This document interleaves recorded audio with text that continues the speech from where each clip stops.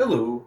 How many of you have ever received a piece of mail marked Return to Sender? Well, according to the United States Postal Service, 4.7 billion pieces of mail are deemed undeliverable every year. The wrong address, insufficient postage, illegible handwriting and fonts are cited amongst the most common reasons. That's why we will take this opportunity in the preceding moments to conduct a brief overview on how to effectively address, enclose, and affix sufficient postage to an envelope. Now, the first step in this little puzzle is the recipient's information. In other words, to whom are you sending this letter to? The recipient information field, seen here, is located smack dab in the middle of the envelope. It should appear relatively large and, most importantly, legibly. Uh, Postal scanning machines, they read bottom up and right to left. So therefore, the most critical piece of information, the zip code, should be located at the bottom right corner of the recipient information field. From there, you would go up to city and state, and then up to the street address, and then finally the name of the person, company, organization, etc. Now, suppose you need to reach somebody specifically within the organization. Well, what do you do then? Easy peasy. You simply write attention, or ATTN for short, and then the name of the person or company, department you're trying to reach specifically. Next comes your information, the sender.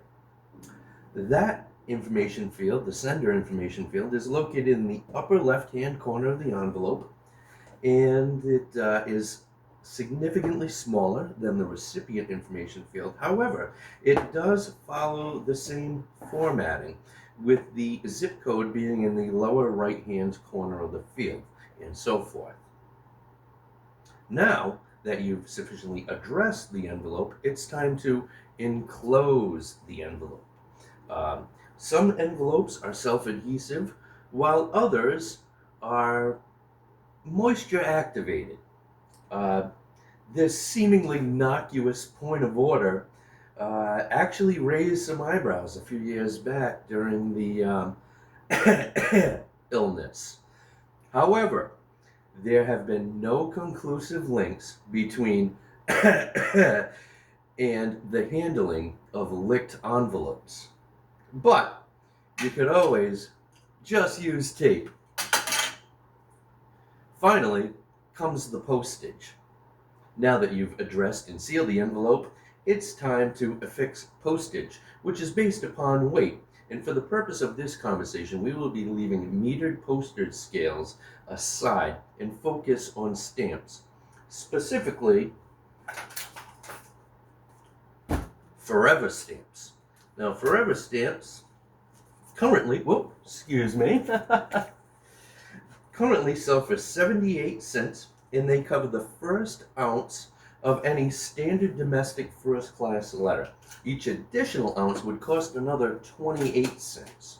Also, standard domestic includes Alaska, Hawaii, Puerto Rico, U.S. territories. What a bargain! Well, there you have it, folks. A relatively straightforward procedure. Just remember to double check your information, take your time, and write legibly. Lastly, if you want to just send this old letter for free, simply reverse the recipient and sender information fields while omitting the stamp. Technically, it's mail fraud, but to each his own. By the way, this is not an endorsement, and we certainly do not condone anyone coloring outside of the lines. We hope you have enjoyed the preceding presentation and